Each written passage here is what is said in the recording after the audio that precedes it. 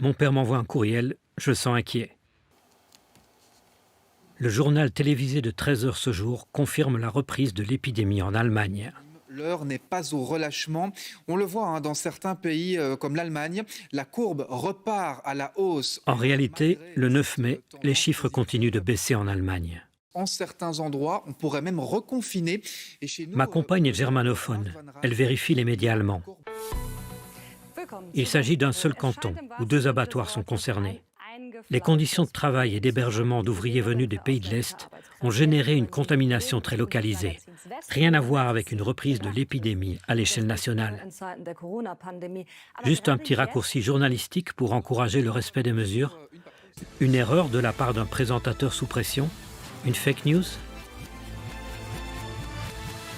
J'ai pris rendez-vous avec Jean-Pierre Jacquemin, le directeur de l'information de la RTBF.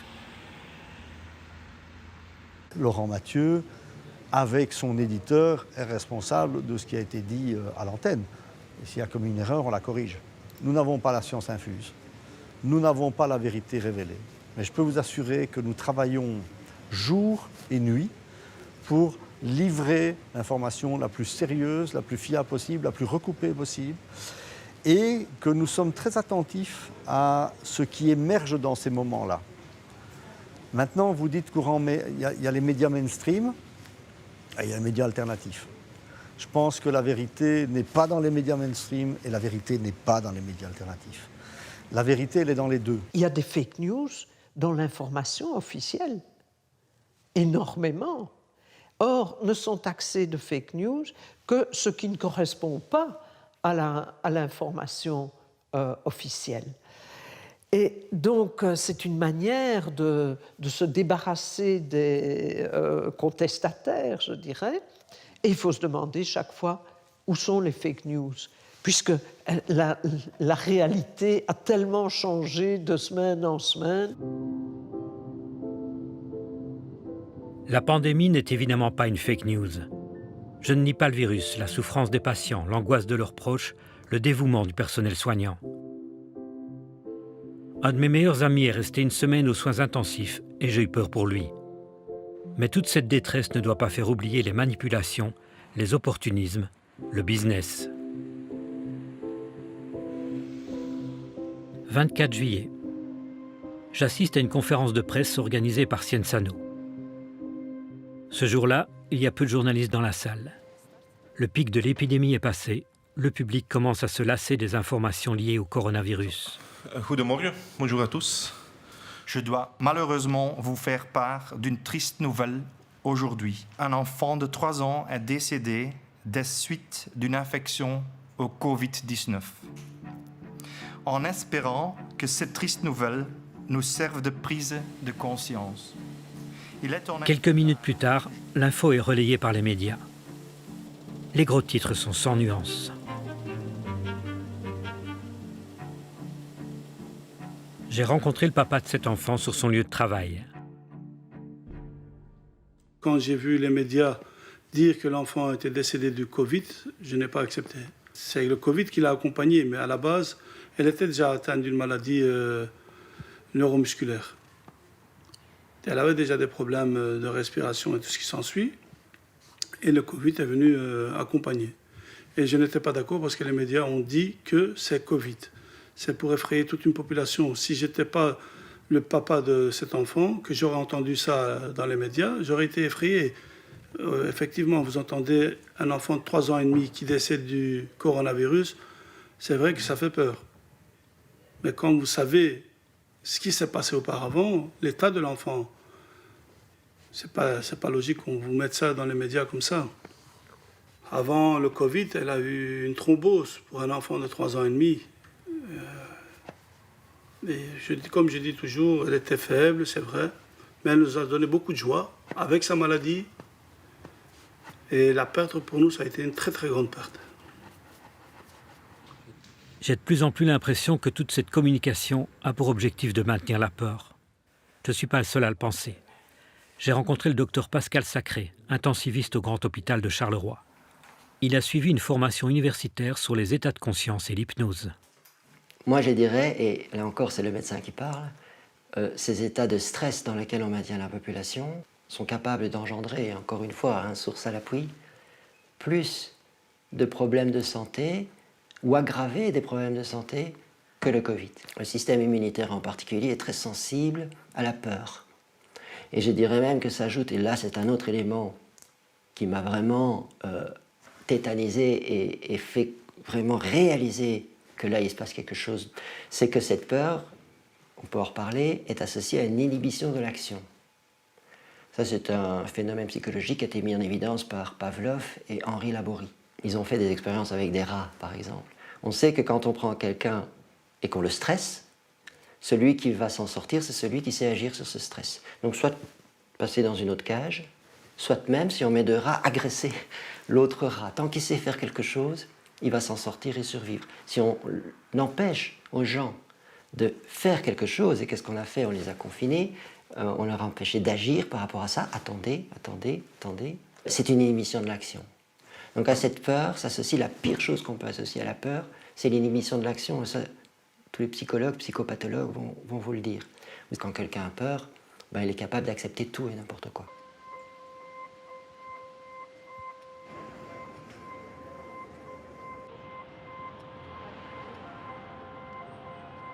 « 16 août, c'est l'été, il fait beau, l'air circule. Le virus aussi, nous dit-on. Pour s'en protéger et protéger les autres, le port du masque est recommandé, même en extérieur. En mars, en pleine épidémie, le porte-parole Emmanuel André affirmait que le masque n'était pas nécessaire. En juin, alors que les contaminations faiblissent, il le juge d'une nécessité absolue. Ces contradictions donnent des arguments à celles et ceux qui considèrent que le masque porte atteinte aux libertés individuelles. Ils organisent les premières manifestations hostiles aux mesures gouvernementales.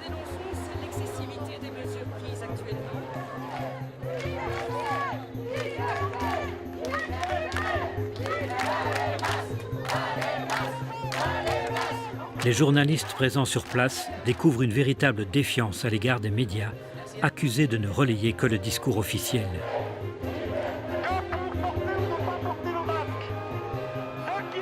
Pour Radio France Internationale, la manifestation belge était un rassemblement de complotistes. Le 29 août, une manifestation d'une autre ampleur se tient à Berlin. Les organisateurs estiment qu'ils sont plus d'1 million. L'événement culmine avec le discours de Robert Kennedy Jr. Cette grande figure des anti-vaccins, en bon démagogue, reprendra la phrase historique de son oncle John Fitzgerald Kennedy. Qui sont exactement ces manifestants anti-masques? Au vu des images, on a l'impression qu'il y a des profils vraiment très différents. Des anti-vaccins, des skinheads, des chrétiens évangélistes, et on peut voir flotter les uns à côté des autres des drapeaux aux couleurs de l'arc-en-ciel, des drapeaux noirs, rouges et blancs. En Belgique, aucun JT ne mentionnera Kennedy, un nom qui fait pourtant de l'audimat. J'ai demandé au correspondant de la RTBF pourquoi il avait passé sous silence sa présence. Réponse: Kennedy est venu à Berlin pour lancer son ONG anti-vaccin. D'un point de vue déontologique, je n'ai pas à relayer une campagne promotionnelle. Pas de publicité pour les anti-vaccins, soit, mais de là à faire du placement produit en plein JT. Le groupe pharmaceutique AstraZeneca reprend ses essais cliniques au Royaume-Uni et au Brésil. Vous parlez hier du géant américain Pfizer qui annonce que son futur vaccin, toujours en test, est efficace à 90%. La production est lancée. À l'intérieur de ces bâtiments, ils viennent peut-être de trouver la formule miracle pour combattre le coronavirus. La découverte d'un vaccin est l'une... Sophie Meulemans a fondé en 2009 le collectif Initiative citoyenne au sortir de l'épidémie H1N1. À cette époque, elle était encore interviewée pour défendre l'idée d'une liberté vaccinale. Nous, on est avant tout pour le respect de la liberté vaccinale et le droit au pluralisme thérapeutique. Donc ça veut dire le droit de se soigner autrement que par le tout chimique, le tout pharmaceutique. En 2009-2010, il y a eu une série de conférences de presse qu'on a données, une série de reportages au JT. À l'heure actuelle, c'est un blackout, c'est des messages de peur, c'est un sens complètement unilatéral. La parole sacrée aux experts, mais les médecins de terrain qui veulent dénoncer des choses vont d'office être étiquetés de complotistes. Donc nous, ce qu'on essaye aussi au niveau associatif, c'est de leur donner la parole. La presse a tendu un véritable cordon sanitaire autour de celles et ceux qu'elle qualifie d'antivax. Le Soir consacre par contre une double page à l'interview de l'ancien patron de GSK, grand promoteur de la vaccination de masse. Dans un de ses éditoriaux, Béatrice Delvaux traitera de complotistes ceux qui critiquent la campagne vaccinale. Je ne suis pas un anti-vaccin. J'en ai eu ma dose et je dois d'ailleurs faire mes rappels. Mais pour le Covid, je préfère attendre un peu comme beaucoup de mes compatriotes. Pourquoi cette méfiance ? D'abord parce que certains de ces vaccins reposent sur une technologie nouvelle, celle de l'ARN messager, encore jamais testée à grande échelle. Je ne suis pas compétent pour en discuter les bénéfices et les risques, mais il me semble présomptueux de garantir l'absence d'effets indésirables à long terme. Ce qui engendre la méfiance, ce sont aussi ces négociations opaques et les spéculations boursières. Et puis, les conflits d'intérêts que l'on prétend inévitables. Je lis sur ce bandeau que le spécialiste interviewé sur la sécurité des vaccins est professeur d'immunologie à l'ULB.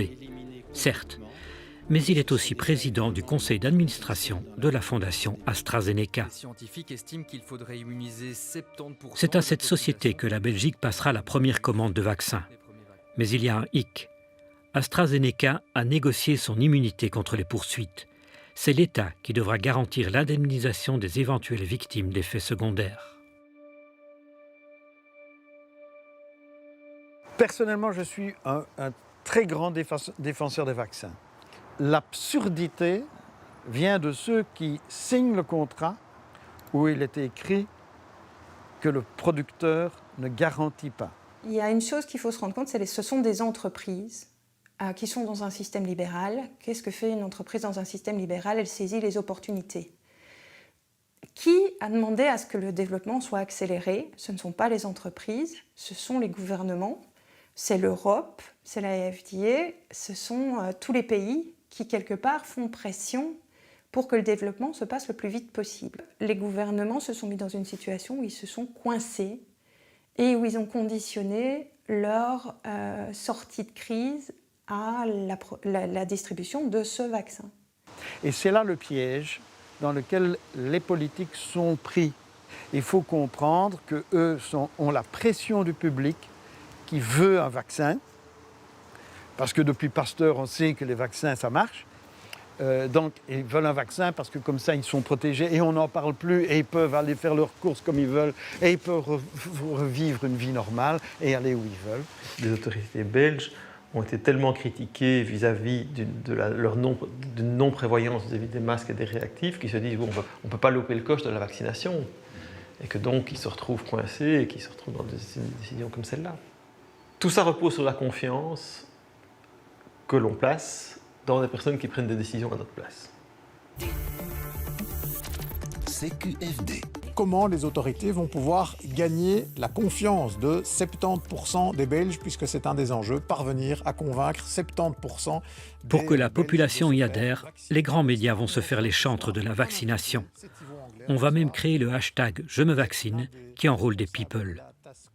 En parallèle, sur les réseaux sociaux, toute critique du vaccin anti-Covid sera censurée d'office.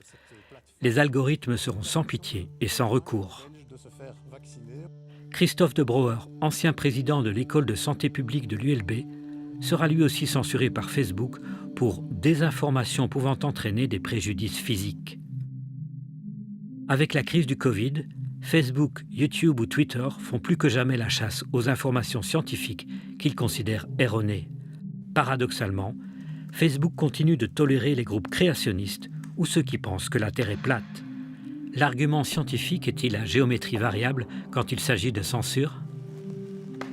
Serais-je censuré moi aussi si j'écris qu'il existe des alternatives à la vaccination ou au moins des solutions complémentaires? Il y a tout d'abord la recherche de l'immunité collective, comme l'a tenté la Suède, ou le renforcement de l'immunité individuelle, grâce par exemple à la vitamine D. Il y a aussi les plantes médicinales, telles que l'artémisia annua, et puis les médicaments repositionnés, comme la chloroquine. Le protocole à base de cette molécule va faire l'objet en France d'une incroyable saga. Chez nous, pas de débat, le traitement sera largement utilisé dans les hôpitaux. Par contre, l'Agence fédérale du médicament va fortement en déconseiller la prescription par les généralistes. C'est étrange. Ce qui n'est pas recommandé chez nous semble efficace pour les Africains. Sur ce site de la diaspora congolaise, on découvre le 8 avril que la Belgique a donné un lot important de chloroquine à la RDC en indiquant que le traitement avait des vertus thérapeutiques par rapport au Covid-19. Toutes les alternatives au vaccin seront globalement négligées par les pouvoirs publics et disqualifiées par les médias. Nous avons décidé que les bars et cafés, mais également les salons de thé et café, devront fermer leurs portes, ils seront fermés. Les clubs sportifs amateurs devront fermer leurs buvettes. Début octobre, nous avons un nouveau gouvernement et on nous parle de plus en plus souvent d'une deuxième vague. J'aimerais savoir comment ça se passe aux soins intensifs des hôpitaux bruxellois. Je revois le professeur Laterre. Il y a une infection sur votre rein. Mais bon, il n'y a pas de problème. On a commencé le traitement tout à l'heure, ça va? OK. Vous avez des patients Covid? Oui, tout à fait. Donc il y en a un là. Et il y en a deux autres au fond de l'unité. On est loin de la saturation. Ah oui, complètement. Je veux dire, si on se remet dans le contexte du mois de mars-avril, l'ensemble de la structure ici, les 14 lits, n'étaient occupés que par des patients Covid. On a eu jusqu'à 27-28 patients en même temps. En fait, il n'y a jamais eu de saturation complète des hôpitaux, en particulier quand on regarde le domaine des soins intensifs, à l'opposé de ce qu'on a pu rencontrer dans le nord de l'Italie. Grâce au confinement ? Non, à cause du confinement. C'est-à-dire, c'est plutôt ça. C'est-à-dire que beaucoup de gens, à cause du confinement, ont eu peur de se déplacer alors qu'ils avaient éventuellement des symptômes et beaucoup de gens ne se sont plus présentés à l'hôpital. Allô ? Bonjour. Un journaliste appelle le médecin pour avoir son avis sur les mesures décrétées ce matin par le nouveau gouvernement, comme la bulle de 4. Je pense que la communication surtout avait un objectif de marquer le coup et dire voilà, ben maintenant on existe, on arrive, on est organisé, on sait ce qu'on veut, on sait ce qu'on va faire. Par contre, je pense qu'on avait convenu aussi d'avoir des mesures plus ciblées, parce qu'en fait ici on fait une mesure linéaire, où on met tout le monde dans le même panier. On a toutes les régions du pays qui vont devoir implémenter les mêmes mesures restrictives, alors qu'on sait très bien aussi que la quasi-totalité des patients qu'on a sont de la communauté allochtone. Alors c'est pas du tout de leur faute. Ce sont des gens qui n'ont pas eu d'informations correctes parce qu'ils vivent dans un mode communautaire classique et on peut tout à fait comprendre, social habituel, avec une grande promiscuité parce qu'ils sont nombreux dans les familles, parce qu'ils ont un espace plus réduit. Mais je crois que si de nouveau on ne cible pas dans les zones ou dans les communautés dans lesquelles il y a clairement un plus grand problème de contamination, je ne suis pas sûr que ce soit ça qui fasse la différence en termes d'épidémie ou en termes de contamination en tout cas. Très bien, merci. À tout à l'heure. Le professeur Laterre ne sera pas invité ce soir et on ne le verra plus dans les débats télévisés. Son message sur le ciblage des communautés à risque sera peu relayé dans les médias. Des soirées entre jeunes, des soirées à l'abri des regards et un virus qui peut circuler allègrement. Depuis la rentrée, les autorités et les médias vont désigner les jeunes ou les voyageurs comme responsables de la hausse du nombre de cas positifs, comme s'ils étaient le cœur du problème. On nous parle de solidarité, mais je constate plutôt un discours médiatique qui divise, qui culpabilise. On fustige des comportements sociaux et non l'inefficacité d'une politique de santé publique. La presse s'en prendra aussi à ceux qui, en été, ont tenté de relativiser la gravité de la pandémie. Elle a même inventé un nouvel adjectif pour ça, les rassuristes. Des professionnels de la santé vont s'en trouver ostracisés. C'est le cas du professeur Jean-Luc Gallat. D'autres seront critiqués pour leur liberté de parole. Les Mazerac, Briaille, Collignon, pour n'en citer que quelques-uns. Le journaliste Bertrand Haine ira jusqu'à les traiter de marchands de déni. Bulle sociale de 5, qui soi-disant n'avait plus de légitimité, sous la pression grandissante d'experts francophones ou flamands. S'il faut pointer quelqu'un ou quelque chose du doigt aujourd'hui, eh bien c'est ces marchands de crédulité et de déni qui nous disaient il y a encore 3 semaines que tout allait bien. Voilà une bonne base. Il y a quelque chose quand même qui me surprend vraiment dans l'évolution du positionnement des médias au cours de cette épidémie.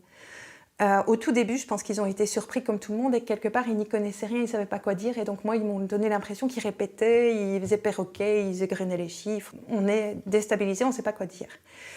cet entre-deux, au moment du déconfinement, il y a eu une période un petit peu de critique. Donc, où il y a eu beaucoup plus de cartes blanches, où il y a eu beaucoup plus d'interviews de personnes avec confronter les points de vue sur quelle est la stratégie qu'on devrait adopter, etc. Et là où je comprends beaucoup moins, c'est depuis quelques semaines, il y a un revirement où c'est vraiment une prise de position. On ne sent plus d'esprit critique, ce n'est ni on ne comprend pas ni ceci, c'est nous avons décidé que ça c'était ce qu'on allait croire. N'importe qui n'est pas à 100% aligné avec le message que les médias ont décidé, qui n'est même plus celui des experts, hein, c'est celui des médias, les journalistes ont leur message. Tout le monde qui n'est pas d'accord avec nous est complotiste et est mauvais. C'est le 22 octobre que j'ai décidé de ne plus regarder les journaux télévisés.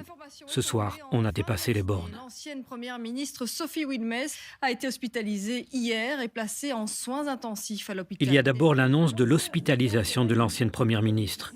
Est-ce que son état nécessitait une admission en soins intensifs? Elle ne nécessite aucune assistance respiratoire et elle ne nécessite même pas de l'oxygénothérapie. Donc actuellement... Le JT de la RTBF a invité l'expert le plus tracassé. Marius Gilbert, selon vous, est-ce qu'il faut un reconfinement généralisé? Ça va être très difficilement incontournable. Et on finit par bien se connaître, je vous sens quand même très inquiet ce soir. Mais je suis très inquiet, je ne suis pas le seul. Le même soir, sur la chaîne privée, sur base d'un début de courbe exponentielle, on extrapole un nombre de malades vertigineux. En noir, son évolution si aucune mesure n'avait été prise la semaine dernière. Et en rouge, voici à quoi s'attendre jusqu'en mars grâce aux mesures prises. Moitié moins d'hospitalisation. Voici la projection de ce qui se serait passé si on n'avait pas pris des mesures la semaine passée. Ok, ça reste à démontrer. Hein. Et voici ce à quoi on peut s'attendre dans le futur, jusque fin mars grâce aux mesures qu'on a prises ici. Et là déjà, je commence à avoir des choses qui tiquent. Les mesures, c'est jusqu'au 13 décembre. Comment est-ce qu'ils peuvent modéliser l'effet des mesures jusque fin mars? Et surtout, on devrait avoir sur le graphique, non pas une courbe, mais un spectre. Plus on est loin, moins on est sûr, donc on est de plus en plus écarté. Mais ça, c'est juste des modèles mathématiques foirés. Voilà. Et donc, reconfinement généralisé? Mais je pense qu'on n'a pas le choix. Et puis vient l'inévitable sujet tourné dans un hôpital au bord de la saturation. On ne peut être plus inquiet par rapport à ce qui est en train d'arriver. Le chef des urgences se gardera bien de rappeler que chaque année, en fin d'automne, les hôpitaux sont débordés par différentes pathologies respiratoires. J'ai d'ailleurs retrouvé cette affiche du CHU de Liège. Elle date de 2019. Depuis toujours, c'est une période difficile. Automne, hiver. On a une saturation des lits depuis toujours, en fait, en soins intensifs. Je ne me mets en porte-à-faux de la plupart des dires officiels, journalistiques, tant qu'ils ne parleront pas, parce qu'ils peuvent le faire à partir de maintenant, s'ils le veulent finalement, mais tant qu'ils ne parleront pas des autres éléments qui, pour moi, sont même les plus importants. C'est-à-dire le manque de moyens, le manque de valorisation, le manque d'effectifs, revoir le financement des soins intensifs, voilà, des choses comme ça. Pour avoir dit ce qu'il pensait sur les réseaux sociaux, Pascal Sacré est licencié du Grand Hôpital de Charleroi pour faute grave. On lui reproche ses opinions, non seulement sur la gestion de la crise, mais aussi sur d'autres sujets polémiques, pour lesquels certains le taxeraient volontiers de complotiste. Le licenciement sec du docteur Sacré est une preuve de plus que le discours dominant ne tolère aucune voix dissidente, même les plus dévouées. Quelque chose qui m'a énormément choqué, c'est de voir que, pour cette raison-là, ils pouvaient renvoyer un réanimateur en cette période de crise Covid, je le rappelle, dont je n'ai jamais contesté l'existence, au contraire. J'ai été confronté en première ligne. J'ai dû partir alors qu'ils avaient besoin de moi. Les hôpitaux liégeois... Je reviens à ces JT du 22 octobre. On y fera 4 allusions différentes à la Lombardie.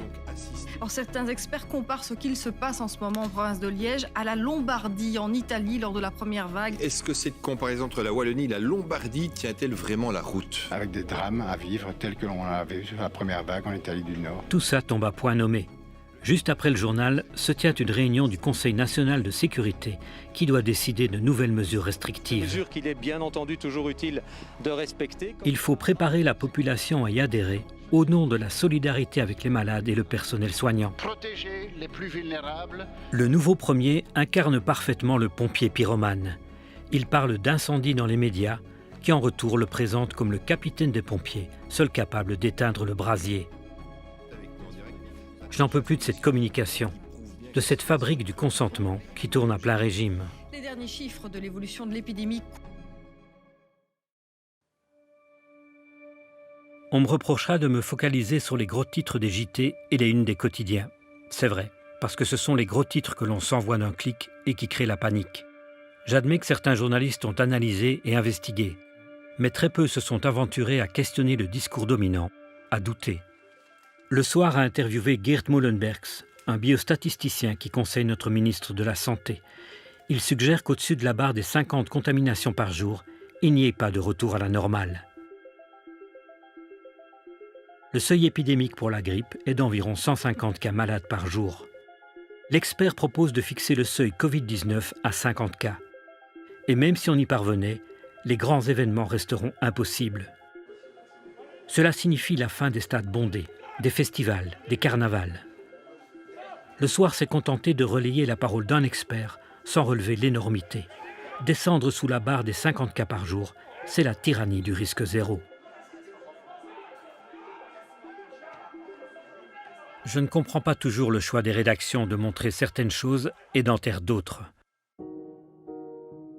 Pas un mot, par exemple, sur cette décision d'une cour d'appel au Portugal qui considère que les tests PCR ne sont pas assez fiables pour justifier une quarantaine.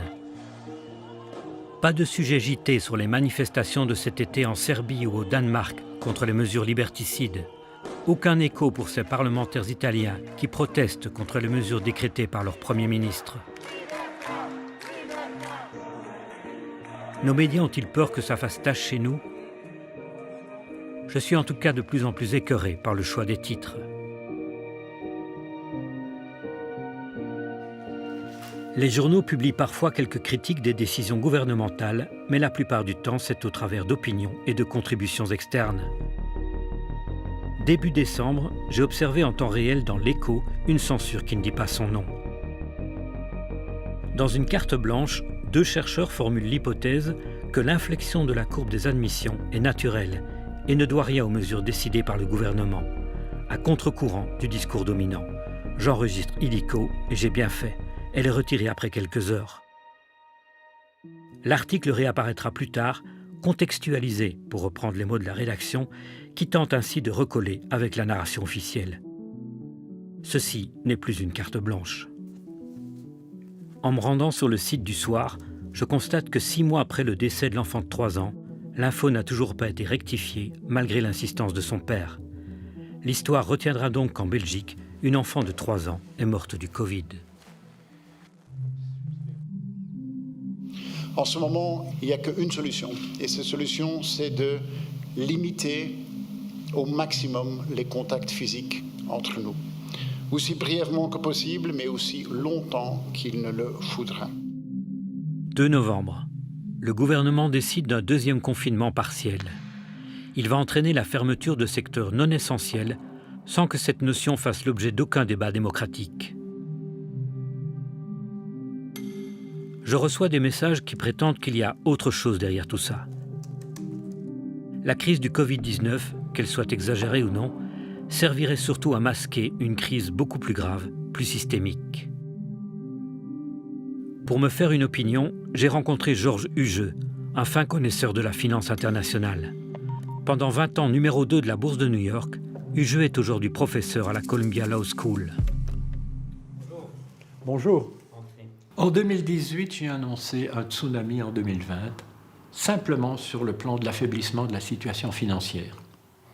Le coronavirus a été un révélateur de beaucoup de choses, et notamment du fait que nous avions complètement désinvesti en termes de lits d'hôpitaux, en termes de laboratoires, en termes d'infrastructures. Nous avons des États qui ont agi de manière irresponsable. Et depuis la crise de 2010, l'endettement des États a profondément augmenté. Mais on vient de remettre autant d'argent en 6 mois que ce que l'on avait mis pendant les 10 années précédentes. Mais comme nous avons commencé l'année 2020 dans une situation de fragilité de l'endettement, la situation avec laquelle nous terminons 2020 est très proche de catastrophique. Ce qui veut dire que la récession pourrait être plus profonde que ce qui est annoncé. Les défenseurs de l'ultralibéralisme vont-ils mettre la faillite du système sur le dos du Covid? J'entends déjà les gouvernements se dédouaner de toute responsabilité en faisant du virus le bouc émissaire. Is dit ook een sociale en een economische crisis? On a décidé ce qu'il faut décider. J'entends déjà les médias entretenir la même confusion. Le choc économique causé par le Covid-19. Les sites officiels et les médias parlent du coût économique du coronavirus. C'est une erreur. C'est le confinement qui a coûté des milliards. Et le confinement est une décision politique. Étant entendu que nous ne sommes pas responsables du fait que nous avons organisé un confinement, étant entendu qu'on a tenu un langage qui a créé la peur dans la population, mais bien entendu, de ça, les gouvernements ne sont pas coupables. Et le fait qu'ils aient littéralement détruit l'économie n'est pas de leur responsabilité, ils n'ont fait que suivre les médecins. Ça, c'est une démission politique. Pour que ça marche, il y a un élément capital, c'est que la population puisse faire confiance à ses dirigeants. Faire confiance à qui? Nos représentants au Parlement restent muets, comme sidérés. Ce sont les exécutifs qui mènent la danse, flanqués de consultants privés et de virologues qui murmurent à l'oreille des ministres. Comment faire confiance à une administration qui bafoue le secret médical? Depuis plusieurs mois, nous devons communiquer les données de résultats de PCR à Cienzano et les données personnelles du patient. Votre nom, votre prénom, votre numéro de registre national et les autres données qui sont éventuellement en notre possession. En tout cas, de toute façon, l'adresse et si le numéro de téléphone est disponible. Et il est clair que nous n'étions pas du tout habitués, si je puis dire, à ça. Et en tant que médecin, ça pose quand même problème. Ça n'a pas été facile. Mais bon, il y a un cadre légal qui a été mis en place.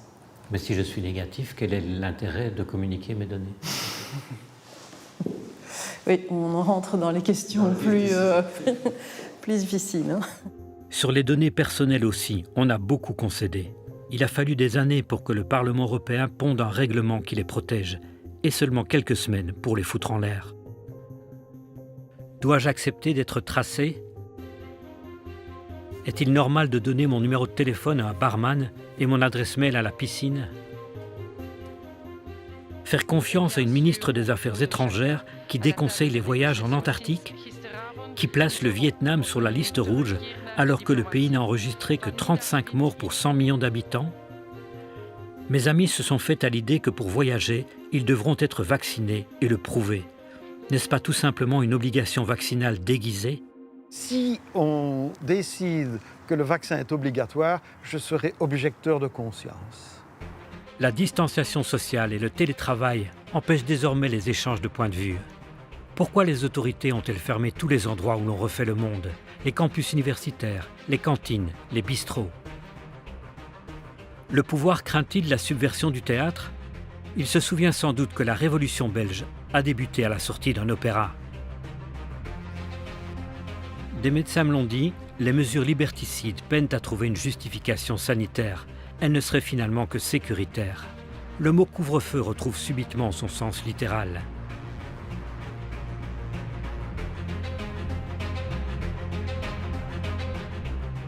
L'interdiction des grands rassemblements sonne-t-il le glas des manifestations où la population pouvait exprimer sa colère? En démocratie, la presse ne devrait-elle pas être le premier rempart contre les abus du pouvoir? Dans cette crise, au contraire, elle semble accompagner le pouvoir, même dans ses délires.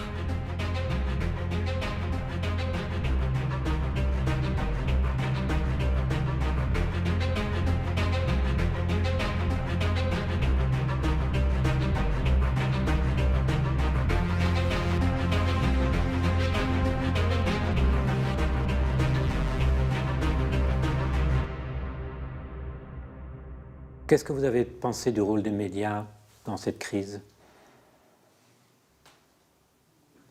Depuis au moins 10 ans, les médias se sont transformés d'informateurs à chercheurs de sensationnel.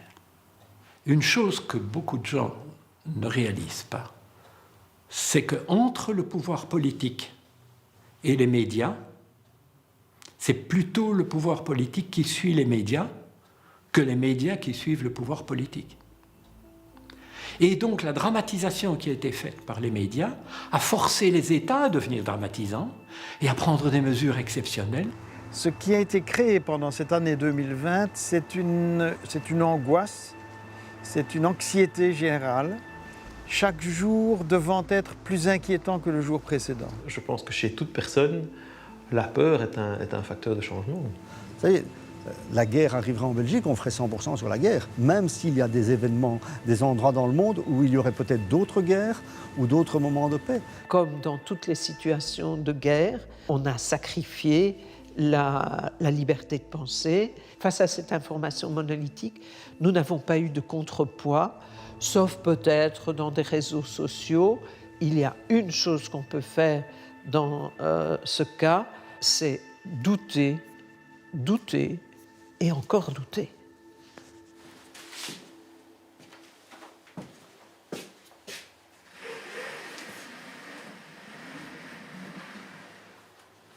C'est Noël.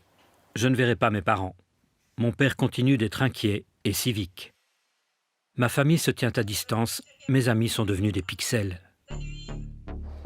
Est-ce que nous voulons d'une société sans risque, sécuritaire, contrôlante? Qui a voté pour ça? Pas moi en tout cas. Je n'ai toujours pas compris ce qui se passe, j'ai juste cherché à comprendre. Ceci n'est pas un complot, mais peut-être bien l'utilisation d'une crise sanitaire pour imposer un monde virtuel, technologique, hygiéniste. Une formidable opportunité pour ceux qui rêvent de pouvoir fort et de peuples sages. Mais qui partage ce rêve? Pas grand monde que je connaisse, et probablement très peu de journalistes. Alors j'espère un sursaut, de vrais débats démocratiques sur des choix de société, à l'abri des intérêts mercantiles. Je fais confiance au pouvoir de chacun et à l'intelligence collective. On peut en finir avec cette crise, mais il va falloir la reconquérir, la liberté.